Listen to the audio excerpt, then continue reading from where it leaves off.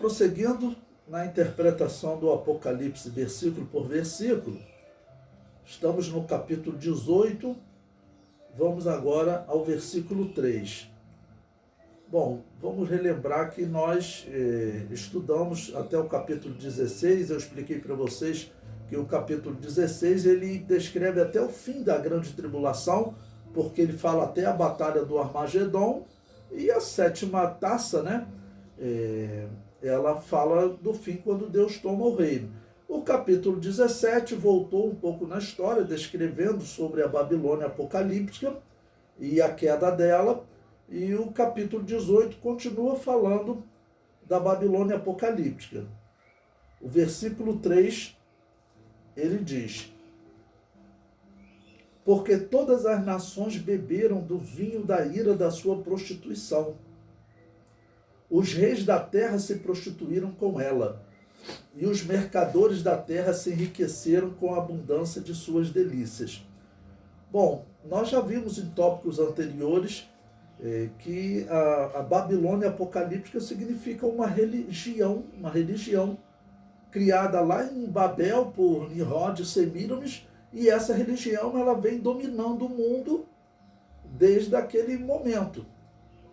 Dominou o mundo pagão antigo, porque o próprio estudo que nós fizemos no capítulo 17 diz que ela estava assentada sobre o reino egípcio, sobre o reino assírio, babilônio, medo-persa, grego, ou seja, os 5 reinos anteriores, e também estava assentado sobre o reino romano. O reino romano era vítima da Babilônia apocalíptica, ou seja, era vítima da religião que Nimrod e Semíramis criaram. E eu mostrei para vocês que essa religião, sem sombra de dúvida, hoje, ela está organizada na Igreja Católica, não tem jeito. Eles, às vezes, procuram uma maneira de explicar, dizer, por exemplo, que seria a própria Roma, mas eu mostrei para vocês, não pode, porque, segundo o Apocalipse, Roma é uma vítima da Babilônia. A Babilônia está assentada sobre Roma, ok? Então, ela não pode ser Roma. Tanto que Roma já caiu e a Babilônia apocalíptica ela vai até a grande tribulação, quando será destruída pela besta. O comentário diz: a Igreja Católica proibiu e proíbe os seus membros de participarem do vinho da missa, símbolo do sangue de Jesus, que claramente recomendou que todos deveriam beber desse sangue. Mateus 26, versículo 27. E tomando o cálice e dando graças, deu-lhe dizendo: bebei dele todos. Não tem explicação, não tem argumento que eles usem, poderiam usar para privar o povo de participar do sangue de Jesus, porque Jesus, do símbolo, claro, do sangue de Jesus, porque Jesus Cristo diz claramente que é para todos, né? Então ele diz, bebei dele todos.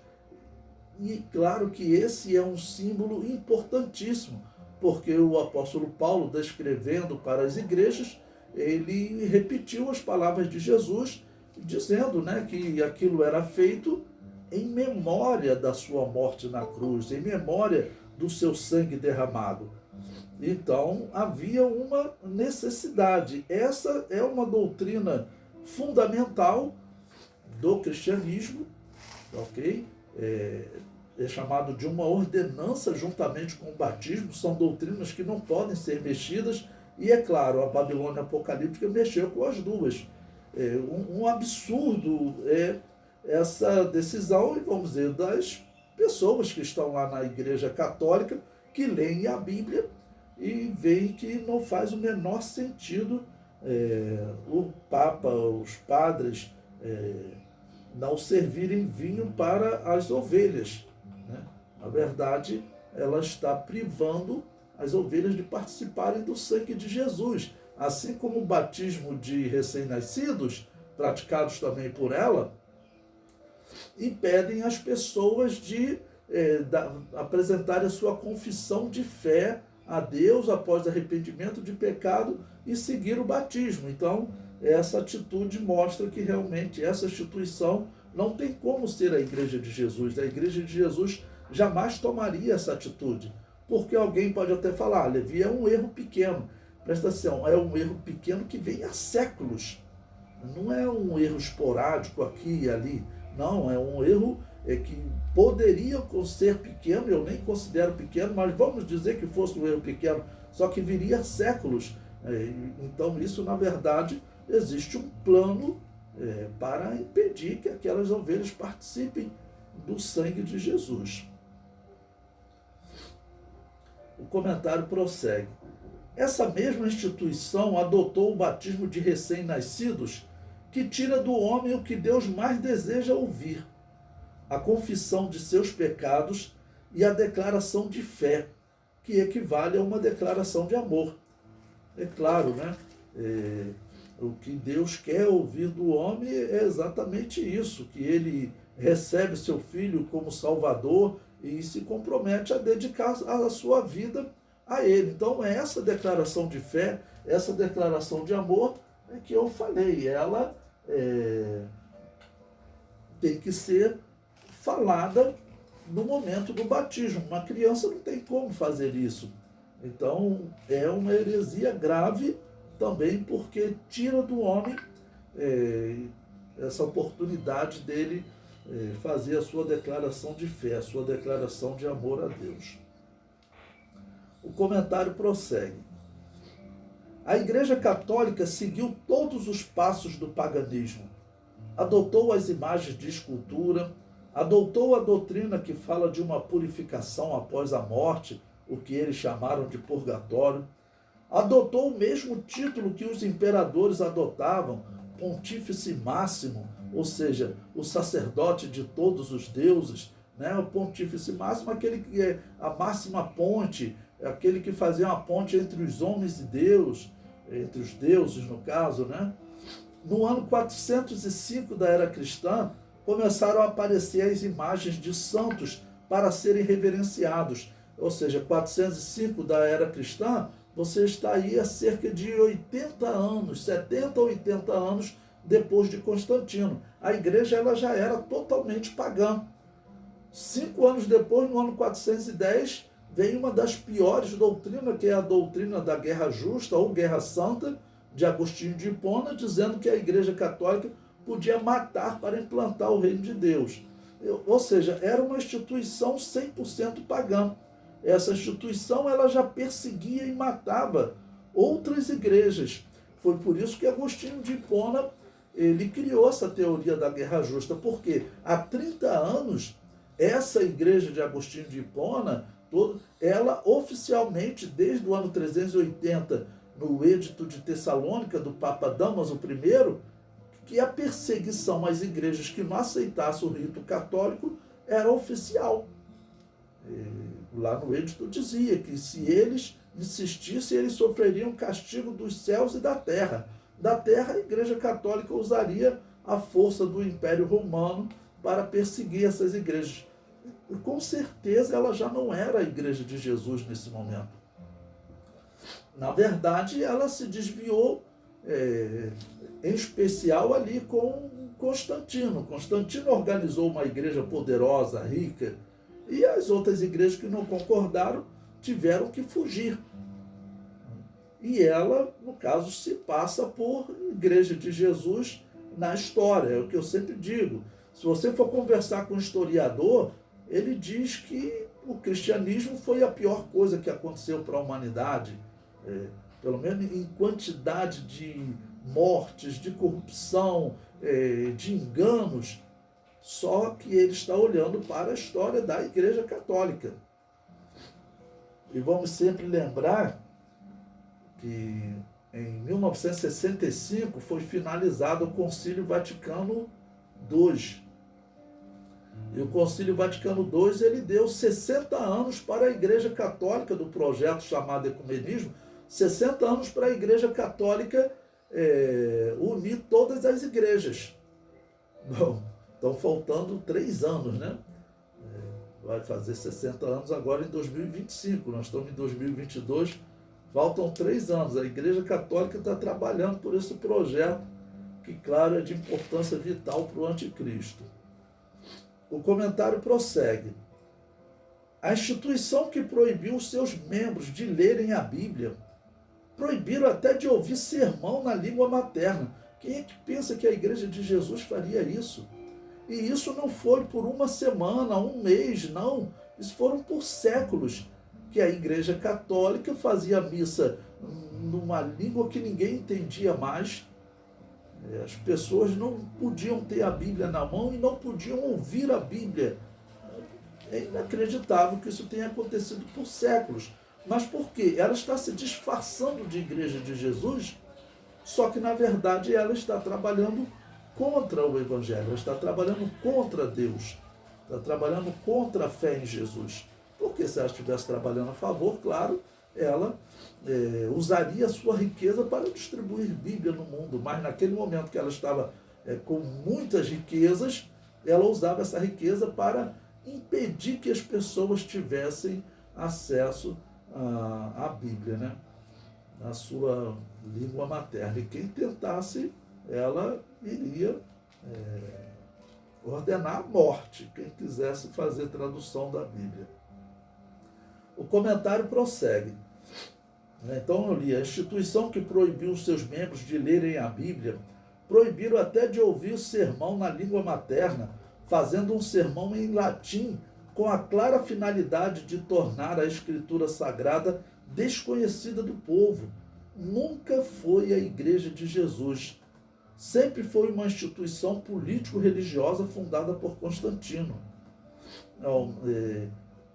Diz a história que Constantino ele começou a dar tantos presentes, tantos bens para a igreja e para aquele homem que já ainda não era o Papa, né, mas a autoridade máxima daquela igreja, que foi algo interessantíssimo ser Papa.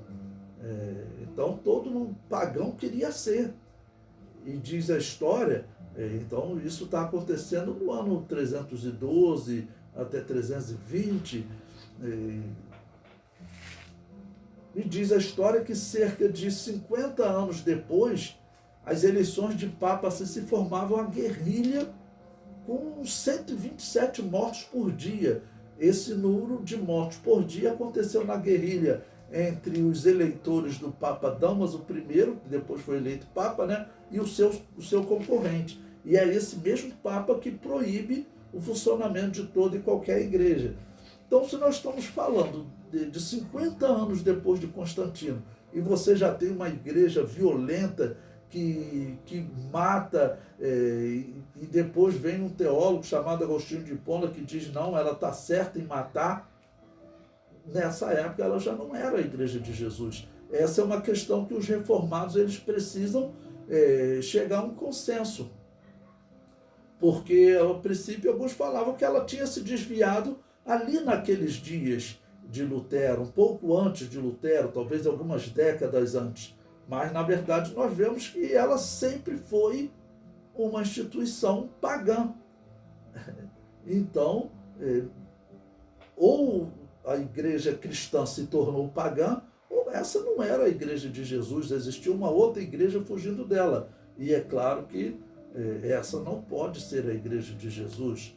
A Igreja de Jesus, Jesus Cristo disse que ela seria a luz do mundo, coluna e firmeza da verdade. Títulos que não se combinam, mas de maneira nenhuma, com a Igreja Católica. Agora, como eu disse, por que o Apocalipse está dedicando tanto tempo a essa questão?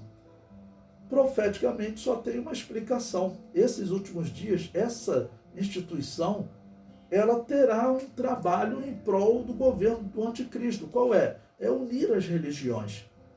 E ela está fazendo isso. O Papa Francisco está fazendo isso. Isso tem até sites católicos que reclamam dessa união, com o hinduísmo, até com o ateísmo, inacreditável, né? Mas até com o ateísmo eles estão flertando. Então, é claro que é uma preparação para o reino do anticristo, né? O comentário prossegue. Em 1229 da era cristã, né, no Concílio de Tolosa, proibiu que existisse bíblias em língua vernácula. e proibiu a leitura livre das Escrituras Sagradas.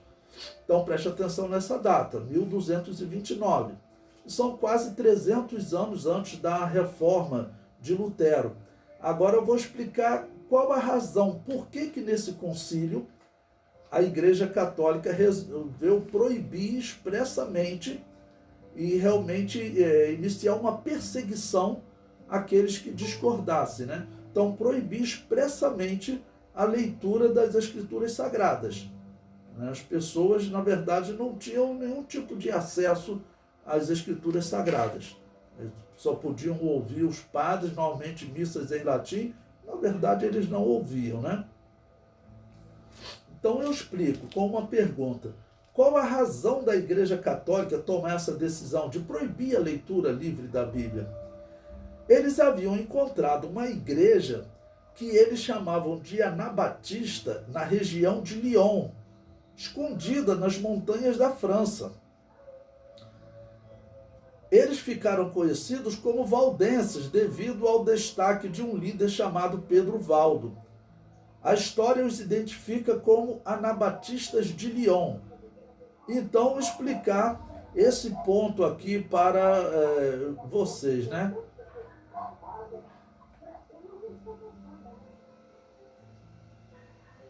Explicar esse ponto para vocês. A Igreja Católica, ela diz oficialmente que ela conseguiu exterminar todas as igrejas anabatistas próximo do 7º século da era cristã. Isso até os historiadores católicos falam. Daniel Rups, membro da Academia Francesa de Letras, né, ele conta que, na visão deles, né, era necessário extinguir com esses grupos que pensam diferente, no entender deles, com essas seitas. Só que, na verdade, não eram seitas. O que a Igreja Católica estava fazendo? Ela estava perseguindo a Igreja verdadeira. E a Igreja verdadeira era uma igreja que ela não seguia essa doutrina da Igreja Católica, que ali pelos anos 400, 500, já exterminou, segundo ela diz, no 7º século, eram igrejas que ela já estava sob perseguição por causa do Edito de Tessalônica, do ano 380. Você rejeitar o batismo de recém-nascidos era crime de morte. Então a igreja tinha que estar escondida. E a Igreja Católica perseguiu, e ela diz que os últimos que ela matou seria ali no 7º século, ano 1601 até 1700. Ok? Nesse período, ela acabou de matar.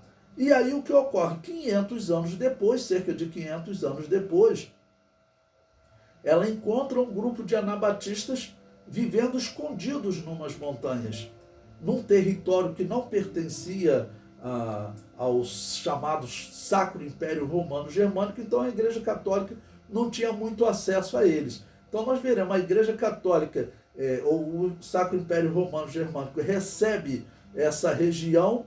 A Igreja Católica, quando assume o poder, ela já descobre esses cristãos lá e decide matá-los, né? Ela cria a Inquisição para perseguir esse grupo. E aí, por isso, que vai resultar nesse concílio deles tomarem essa decisão. O comentário prossegue. Os historiadores afirmam não saber a origem daquela igreja, e isto se deve ao fato dessa igreja remeter aos apóstolos. Então eles falam, mas que igreja é essa? Porque, teoricamente, a Igreja Católica diz que só existia ela. Mas nós sabemos que não é verdade. Só existia a igreja que mata. Ela diz que exterminou as outras igrejas porque eram igrejas perigosas. Mas que igrejas perigosas são essas que foram perseguidos até a última pessoa na visão da Igreja Católica? Não, na verdade eles não conseguiram matar todos. E aí o que acontece? Chega agora, perto do ano 1200, 1150, ano 1200, eles encontram um grupo dessa igreja vivendo escondido nessa montanha. O comentário prossegue. Eu li, né? Eles não encontraram origem porque pesquisam no tempo que eles foram descobertos. Era uma parte da verdadeira igreja de Jesus fugindo da perseguição da Babilônia apocalíptica, né? o reformado que ele afirma que a Igreja Católica era sim a Igreja de Jesus, ele tem que pensar no que ele está fazendo, porque ele está difamando o cristianismo. Porque essa instituição, desde que Constantino organizou, você contando a partir dos dias de Constantino, as doutrinas mais absurdas surgirão nessa instituição.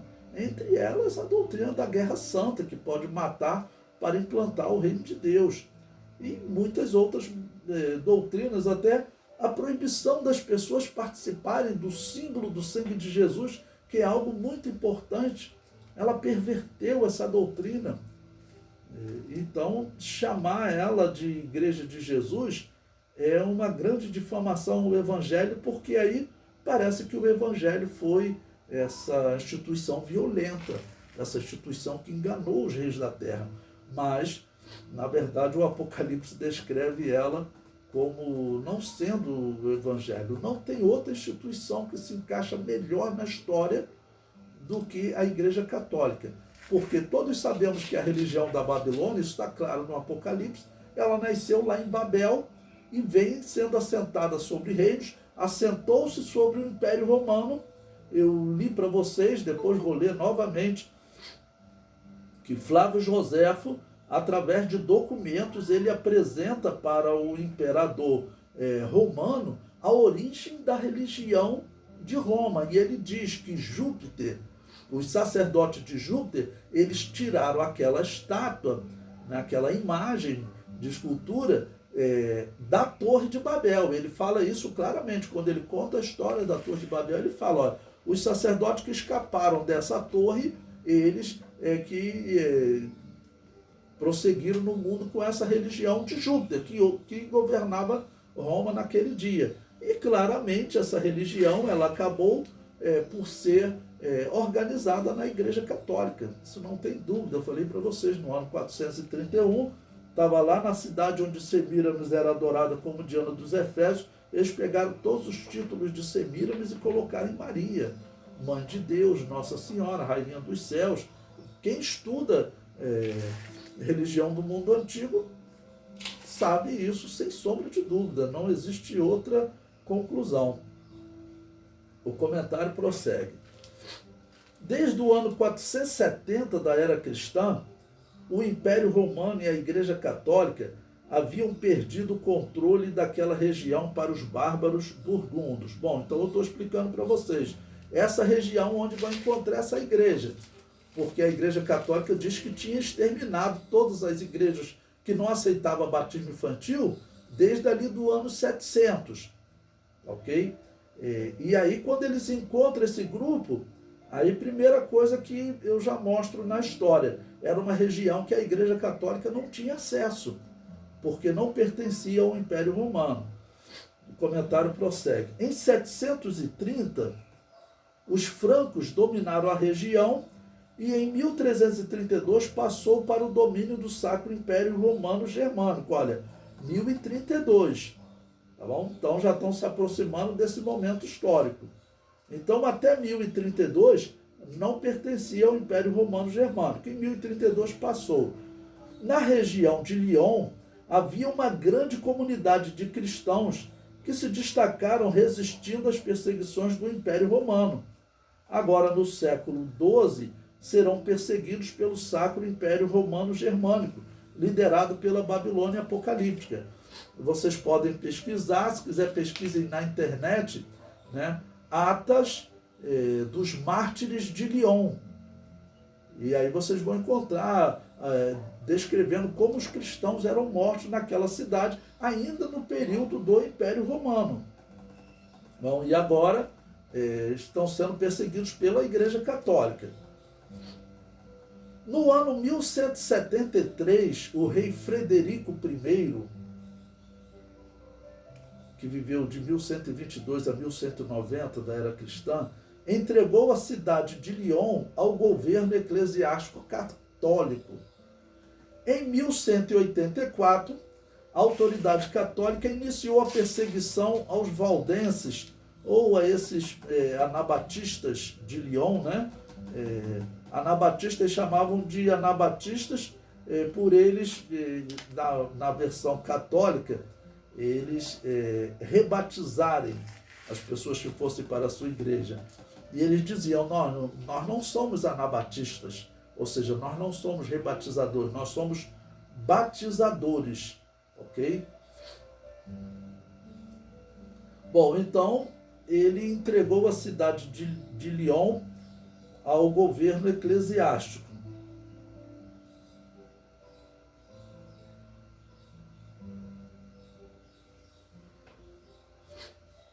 E em 1184, a autoridade católica iniciou a perseguição aos valdenses através do Papa Lúcio III.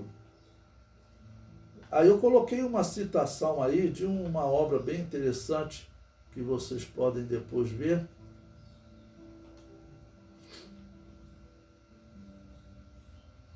Que conta a história dos valdenses, ok? Dessa Maria Tomé.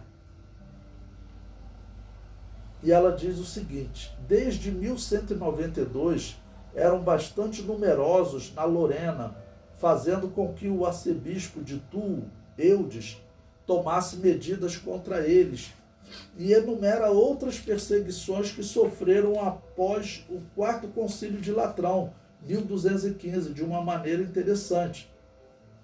Ou seja, aqui ainda estamos em 1173, 1184, 1192.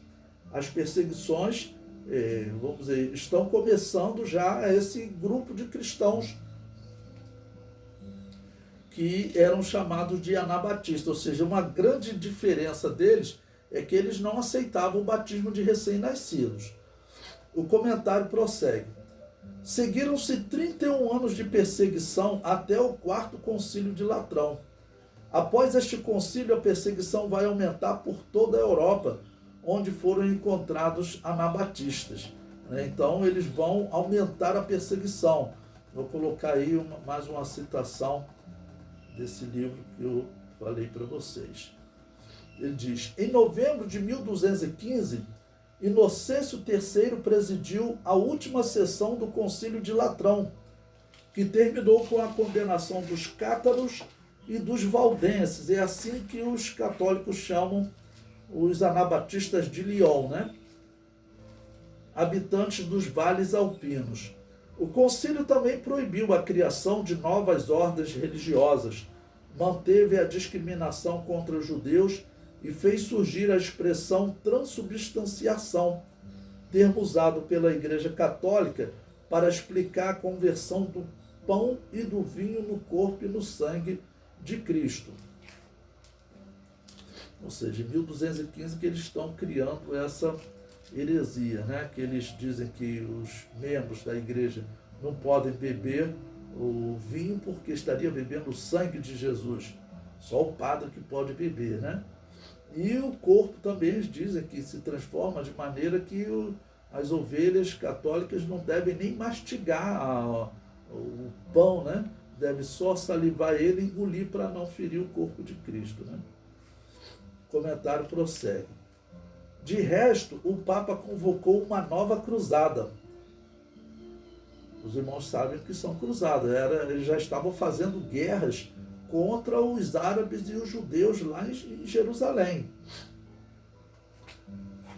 Mas seria seu sucessor, o Papa Honório III, que a organizaria 2 anos depois.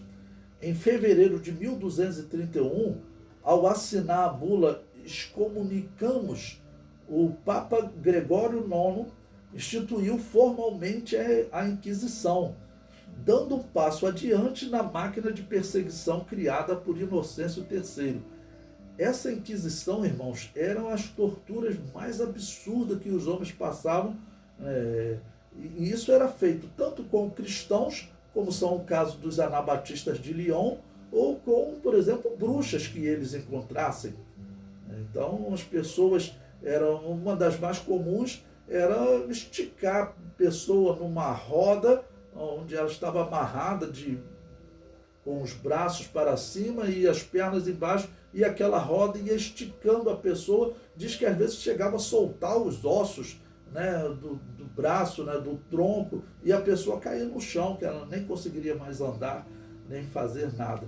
E essa Inquisição, ela não vai ser assim algo que vai acontecer uma semana depois para, não.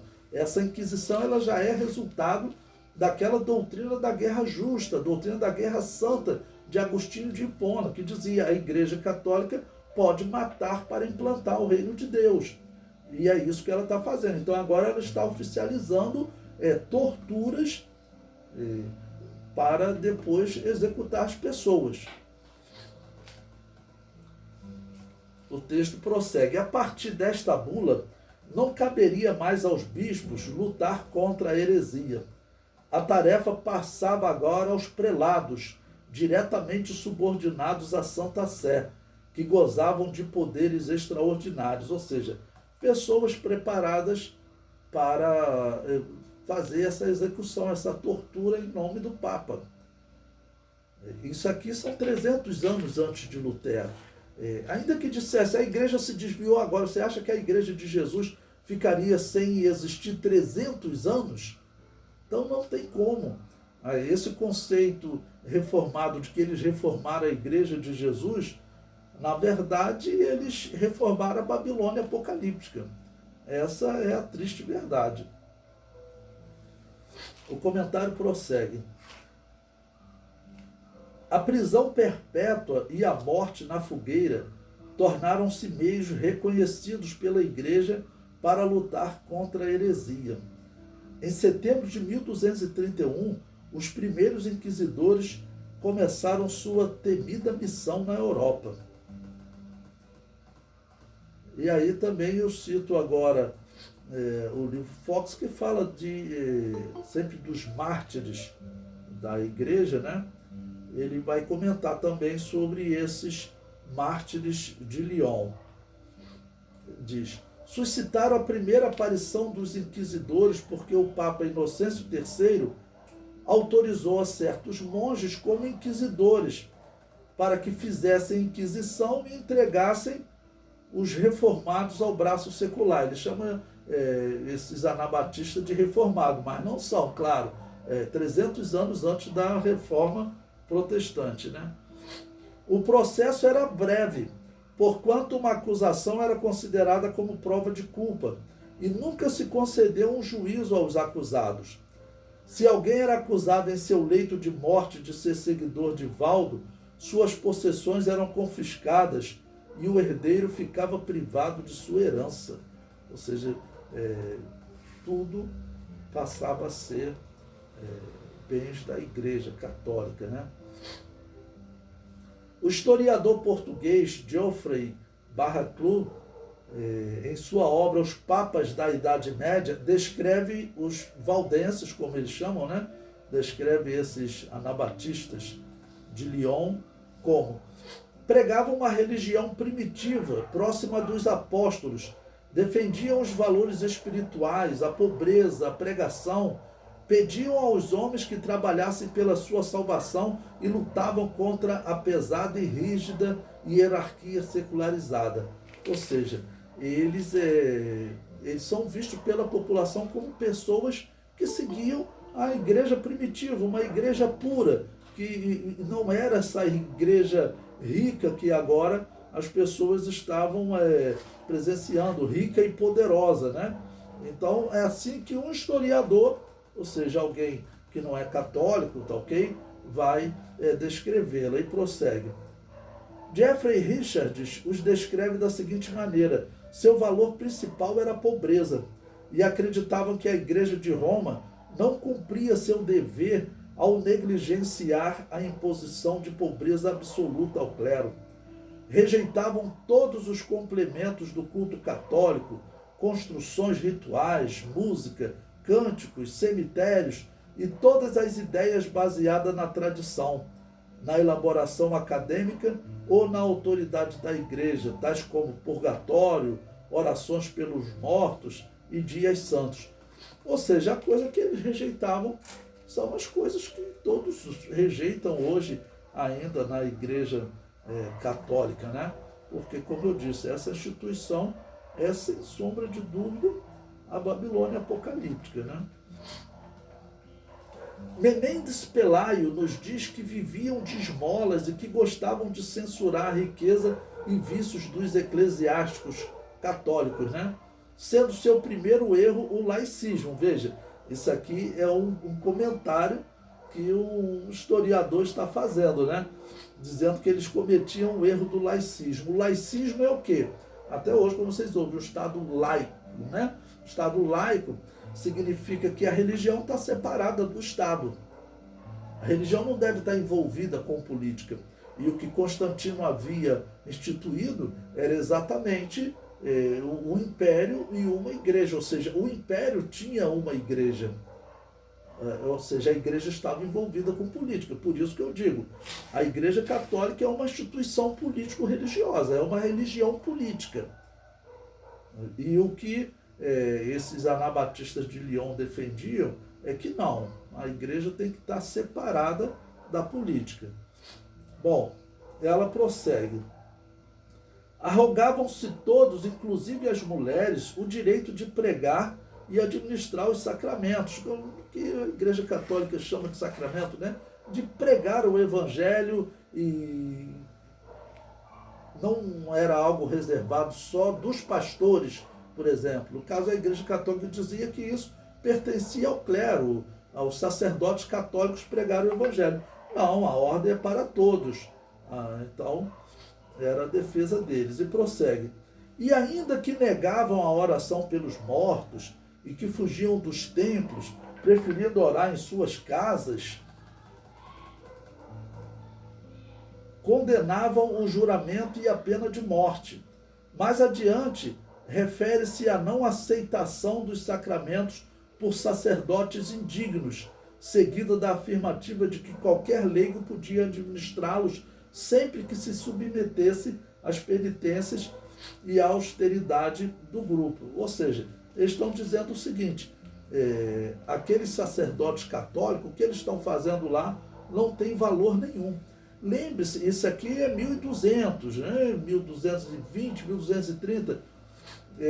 Se nós voltarmos até o ano 400 da era cristã, voltarmos até os dias de Constantino, nós vemos lá o mesmo debate. Eu contei para vocês no outro momento a história do pastor Donato, que era um anabatista, que ele estava num debate com outros bispos, o imperador mandou perseguir ele. Uma das questões que ele colocava era exatamente esses bispos que trabalharam servindo ao demônio por 10 anos durante a perseguição, participando daqueles cultos de demônios, que é assim que a Bíblia descreve. Eles dizem o seguinte, as pessoas foram batizadas naquela época, esse batismo não tem valor nenhum, essas pessoas têm que ser batizadas novamente. Isso lá no ano 400, ano 320, e aqui no ano 1200 continua. O comentário prossegue. No ano 1206 da era cristã, os inquisidores católicos visitam a região de Albi, na França, e encontram um grupo de anabatistas vivendo nessa região. Aí eu coloquei aí a citação, você vê lá na referência bibliográfica, que diz: rapidamente elaboraram um plano audacioso para exterminar aquela heresia, né? Ou seja, essa heresia que ela diz que teria exterminado lá pelos anos 700. Esse livro de Sousa, Caça à Bruxaria na Germânia, esse livro ele conta como os romanos faziam para poder condenar determinadas pessoas, normalmente até para explicar. Surgiu uma praga, ninguém dá jeito, quem é o responsável pela praga? Tinha que culpar alguém. Aí começaram a inventar as histórias das bruxas, né? O comentário prossegue.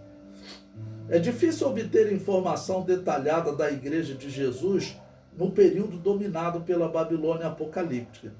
Mas a historiadora Laura Tomé, em sua obra Da Ortodoxia e Heresia, Os Valdenses, identifica a interpretação que os anabatistas de Lyon tinham da Igreja Católica Romana. eles a chamavam de Babilônia apocalíptica. Eu falo isso também para alertar as pessoas. Isso, claro, não é algo que eu estou falando agora, não. Isso a Igreja de Jesus sempre ensinou. Eu fui criado na Assembleia de Deus ensinando isso. E esses anabatistas valdenses, que tudo indica é um grupo de cristão, eu digo tudo indica porque a Igreja Católica perseguia esses grupos, eles não vão ter direito a viver na cidade, a se organizar, tá bom? Então, por isso é difícil identificar as doutrinas. Mas, ao que tudo indica, eles eram cristãos autênticos. E a Igreja Católica está dizendo, vamos matar. Né? Bom, então, no seu livro ela diz, em heresias medievais, Faubel nos diz que os valdenses criam que a Igreja abandonara sua primitiva pureza quando o Papa Silvestre ganhou do imperador Constantino a primeira possessão temporal. Criam na proibição de juramentos que a pena de morte não era permitida nem ao poder civil e que a Igreja Romana era a mulher marcada do Apocalipse e que seus preceitos não deveriam ser obedecidos. Ou seja, Constantino organizou a Igreja Católica, mas sempre existiu uma igreja cristã fora da Igreja Católica, fora dessa igreja poderosa, pervertida, pagã. E essa igreja, a Igreja Católica, em diversos momentos, estava perseguindo e chamava ela de nomes diferentes, né? Uma hora valdenses, outra hora donatistas, mas, na verdade, era a Igreja de Jesus sendo perseguida pela Igreja Católica. O comentário prossegue. Esses anabatistas de Lyon, ou valdenses, como alguns chamam na história, foram perseguidos por traduzir a Bíblia para a língua nativa, para que todos tivessem acesso. Essa mesma Laura Tomé, ela diz, abriram uma fissura no monopólio do clero sobre a palavra de Deus, atingindo assim as raízes da autoridade e do controle da fé por parte da Igreja Católica, né? Então ela diz o seguinte, quando esses grupos começaram a fazer tradução, significa que o povo iria poder ler e, claro, iriam descobrir que tudo que a Igreja Católica pregava e ensinava estava errada, né? A Enciclopédia Católica, em verbete assinado por Leone Cristiani, nos ensina sobre os valdenses. Negavam a pena de morte, mesmo que seja sentença de um tribunal regular, negavam a missa, oração e sufrágio por mortos, negavam as indulgências, negavam a autoridade papal, defendiam o direito de todos, homens ou mulheres, pregarem o Evangelho. Os valdenses rejeitavam o batismo de recém-nascido, e defender essa doutrina era crime de morte desde o ano 380 da era cristã, quando o Papa Damaso I assinou o Edito de Tessalônica, proibindo o funcionamento de toda e qualquer igreja que não seguisse o rito de Roma. Os valdenses acreditavam que batizar crianças equivalia a roubar o que Deus mais anseia ouvir do homem, sua declaração de fé. O homem confessa seu pecado e declara fidelidade a Deus. Essa declaração de amor é roubada de Deus. Esse batismo em águas deveria ser realizado em adultos e remetia ao batismo dos apóstolos. Isso é muito importante, né? Como eles acreditavam, que eles tinham o batismo dos apóstolos, é o que nós acreditamos também. Nós acreditamos que o nosso batismo, eu fui batizado por alguém que foi batizado quando adulto, um batismo válido, e se for seguindo assim quem batizou, você vai chegar até os apóstolos. Jamais essa sequência foi interrompida. A Igreja Católica diz que foi interrompida, porque ela diz que houve um período que só crianças eram batizadas, que só existia a Igreja Católica e só crianças eram batizadas.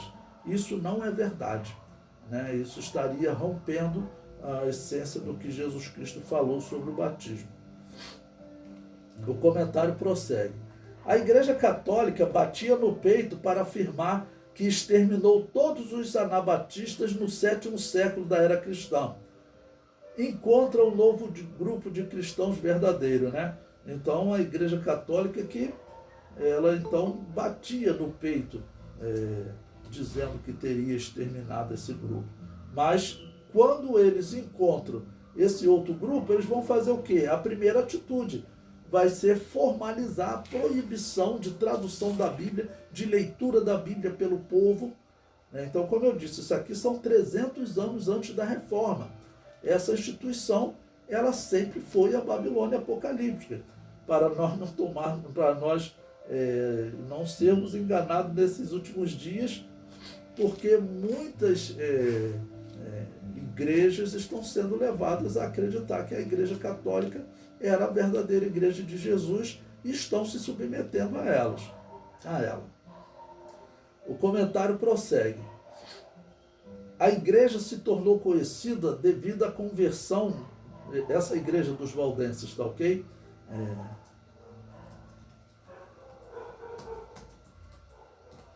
Então, a igreja dos anabatistas de Lyon se tornou conhecida devido à conversão de um rico e influente comerciante da cidade, que doou todos os bens para seguir a Jesus, Pedro Valdo.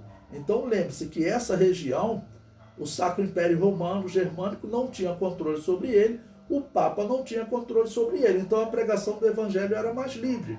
Então, o que ocorre? Um comerciante, uma pessoa da cidade, aceitou Jesus, se converteu a esse grupo chamado Anabatistas de Lyon. Olha o nome dele, Pedro Valdo. Por isso que a Igreja Católica vai começar a chamar de valdenses, porque vem de Valdo, né? Ok? Mas, na verdade, é melhor chamá-los de Anabatistas de Lyon. Valdo usou parte dos seus bens para financiar homens que ensinassem a palavra de Deus pela França. O assunto chegou às autoridades católicas e assim decidiram criar um tribunal de julgamentos chamado Inquisição. O propósito era perseguir outra igreja que pregava um evangelho diferente do evangelho católico.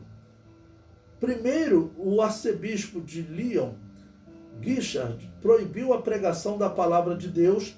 Depois foi ao Papa e conseguiu uma carta ao rei Frederico I, descrevendo os anabatistas valdenses como o joio que sufoca a boa semente e deve ser arrancada pela raiz. Quer dizer, uma igreja pequenininha. Eles estão dizendo que isso daí é o joio, né, que vai sufocar a Igreja Católica.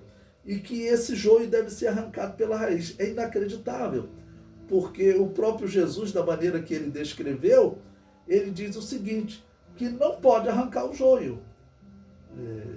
O joio tem que ficar e ele só vai ser arrancado no dia da colheita, ou seja, só o responsável pela colheita, Jesus, pode arrancar o joio. Aí ele fala o seguinte, não, nós vamos ser joio e nós vamos arrancar, né?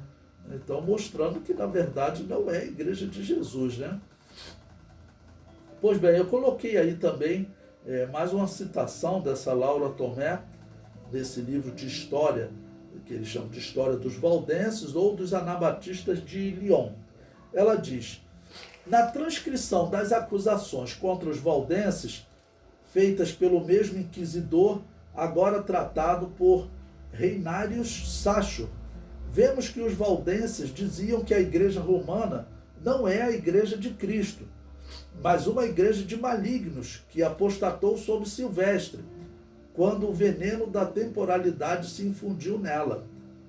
Fazem, entre outras afirmações, a de que são a verdadeira igreja de Cristo, pois vivem em palavras e atos a doutrina de Cristo, do Evangelho e dos apóstolos, que são os verdadeiros pobres de espírito e sofrem a perseguição por causa da justiça e da fé, que o Papa é a cabeça de todos os erros e os prelados são escribas e os monges, fariseus, que o Papa e os bispos são homicidas em razão das guerras, que não se deve obedecer aos prelados, mas apenas a Deus.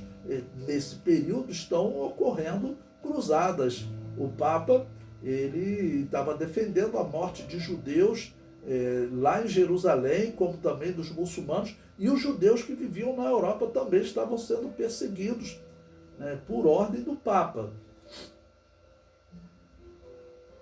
E claro, não é de hoje, né? Como eu disse, Antes disso, antes das cruzadas, teve as guerras de Carlos Magno, que foram todas a pedidos da Igreja Católica para acabar com aquele paganismo. Essa defesa da guerra, da morte, vinha de Agostinho de Hipona e da sua guerra santa, guerra justa. E assim ele chamava, né? Bom, prosseguindo. Que nenhum é maior que o outro na igreja e que o clero não deve ter possessões nem direitos reais, que a terra e os povos devem ser divididos em partes, nem se deve fundar nem dotar igrejas e monastérios. Né? Claro que os monastérios, então, aquela prática dos monges se isolarem, claro que isso não é uma prática cristã, isso era dos pagãos, principalmente dos hindus. Porque os hindus, eles acreditavam naquele sistema de casta e eles, no caso, acreditavam que eles deveriam se isolar, porque quanto menos mal eles fizessem nessa vida, quanto mais isolados eles ficassem, e mais eles se aperfeiçoavam para não ter que reencarnar diversas vezes. A Igreja Católica passou a usar esse padrão. O comentário prossegue, falando sobre os anabatistas de Lyon. Condenam a feitura de testamento em favor da Igreja, a ociosidade do clero, seus títulos e dignidades. Condenam também o batismo, principalmente de crianças. No caso, condenam o batismo de crianças. Quem nada se aproveita. O matrimônio e a unção, entre outros sacramentos. Ou seja, na verdade, eles não consideravam o matrimônio um sacramento. O matrimônio é algo que o homem deve fazer, né, com todo respeito, porque Deus falou que o homem deveria deixar seu pai e mãe e unir-se a uma mulher. Então, claro, é uma instituição divina, mas não é um sacramento, né? Dizem que todo leigo bom é um sacerdote e que a oração de um sacerdote mau não tem proveito, bem como a oração em latim feita pelo vulgo, ou seja, a oração decorada, mas não compreendida, e que todos devem pregar, inclusive as mulheres. Bom, então, próximo do ano 1200 está tendo esse conflito, né? O que vai se seguir depois disso é uma perseguição e uma matança com esses grupos que não se justifica de maneira nenhuma na Bíblia Sagrada. Só nas heresias de Agostinho de Hipona. O estranho, esse homem que organizou a teoria da guerra justa, a teoria da guerra santa, hoje ele é chamado de Santo Agostinho, até nas Assembleias de Deus, né? O comentário prossegue. Para perseguir os anabatistas de Lyon, a Igreja Católica transformou um herege em inquisidor. Olha o que a história diz. Essa mesma Laura Tomé, no seu livro, ela diz: observemos que Reinário Sacho é antigo herege convertido em dominicano e por isso feito inquisidor. Escreve ao redor de 1254, quando os valdenses anabatistas de Lyon já viviam há muito na clandestinidade, absorvendo, segundo vários autores, crenças e costumes de outras seitas que com eles dividiam os vales onde viviam, fugindo da perseguição. Quer dizer, eles chamam de outras seitas, né? Porque fora da Igreja Católica eles pensam que são seitas. Mas o que ele está dizendo? Que os anabatistas de Lyon, aquele grupo ali, eles tiveram que fugir e eles vão encontrando outros grupos. Eles tinham sempre que chegar numa região que não era dominada pela Igreja Católica, né?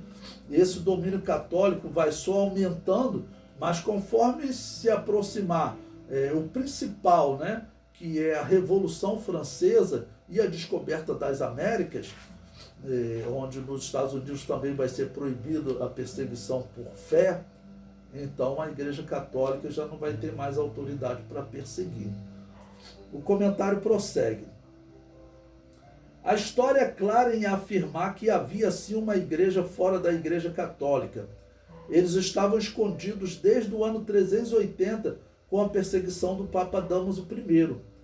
O historiador também afirma que muitos autores confirmavam que havia muitos grupos que fugiam da perseguição.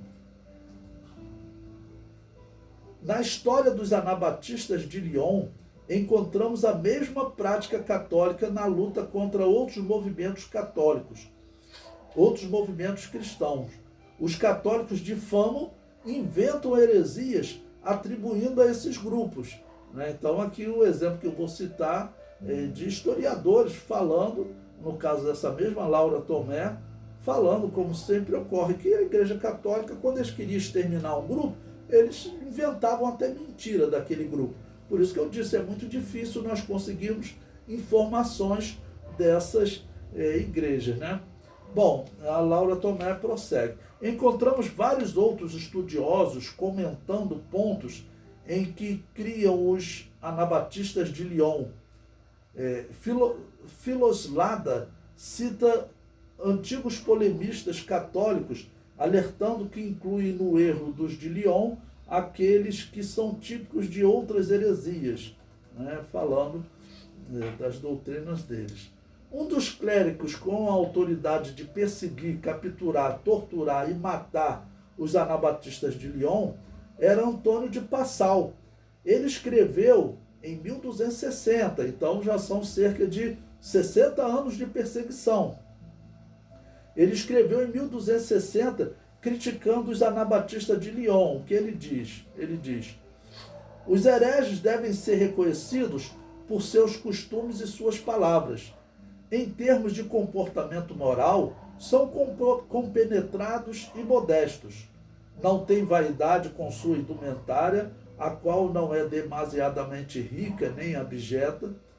Não empreendem nenhuma espécie de negócio, porque buscam evitar qualquer mentira, juramentos e fraudes, mas frequentemente vivem do trabalho de suas próprias mãos, como artesãos.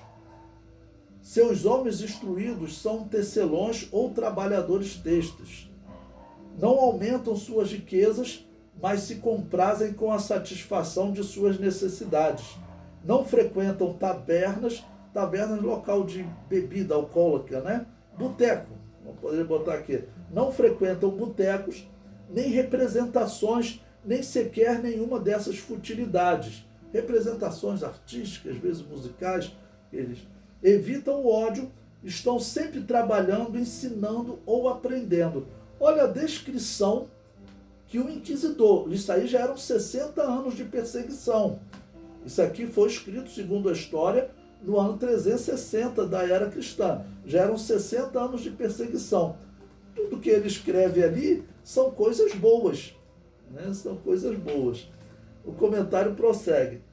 Assim como a Igreja Católica perseguiu outras comunidades cristãs na história, afirmando que deveriam ser extintas, pois eram muito perigosas, assim farão aos anabatistas de Lyon. O próprio inquisidor acabou de relatar todas as suas ações perigosas. Por isso que eu botei entre aspas, quais ações perigosas? Eles não tinham vícios, não estavam nos botecos, nas tavernas, né? Eram pessoas que trabalhavam, não se envolviam em confusões, eram pessoas simples, que se vestiam de maneira simples, e aí ele considera isso perigoso, né? Bom, ela prossegue ainda, dizendo, alegando que mais vale obedecer a Deus que aos homens, e que em relatos tratando de período além de 1215, são descritos como abraçando corajosamente o martírio para não abjurar sua fé. São, portanto, potencialmente perigosos para um episcopado que vive dias trabalhosos, buscando firmar-se no poder temporal na cidade de Lyon, que lhes havia sido entregue justamente quando Valdo inicia sua pregação. Ou seja, então eles recebem a cidade exatamente nesse momento que essa igreja, vamos dizer, está crescendo. Então, nós vimos que a Igreja Católica ela já foi criada com os bispos que, durante a perseguição, eles aceitavam servir os demônios para não morrer. A Igreja Católica foi fundada por eles. E aqueles que eles não negavam a sua fé, essa é a Igreja Católica está perseguindo para matar. Então, o comentário prossegue. Por fim, essa igreja que se escondia nas montanhas da França para não ser morta pela Babilônia apocalíptica, era pentecostal. Olha só que interessante, né?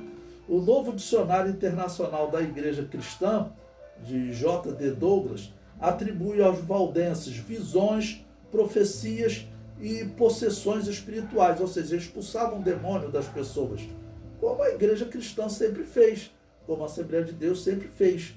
Então, acreditar em visões e profecias era algo comum. Assim como os cátaros, os valdenses foram acusados de bruxaria em virtude desses fenômenos miraculosos, os quais se tornaram pretextos para que a igreja institucional os perseguisse. Então, nós vemos aí o próprio dicionário deixando claro a sua opinião, né?